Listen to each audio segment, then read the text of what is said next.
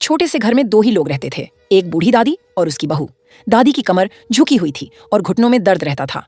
फिर भी वह हर सुबह सबसे पहले उठती थी और चुपचाप पूरे घर का काम संभालती थी, झाड़ू लगाती थी, बर्तन धोती थी और रसोई में खाना बनाती थी, जबकि उसी घर में बहू पैंट शर्ट पहने बिस्तर पर बैठी रहती थी।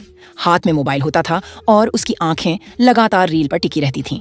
दादी पसीने में भीगी रहती थी, लेकिन बहू की नजर एक बार भी उसकी तरफ नहीं जाती थी।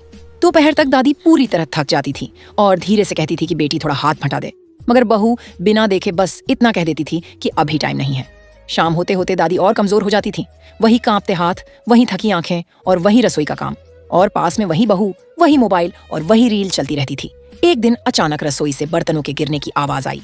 दादी का हाथ फिसला और वह जमीन पर बैठ गई। उस पल बहू दौड़ कर आई और पहली बार उसका मोबाइल हाथ से छूट गया।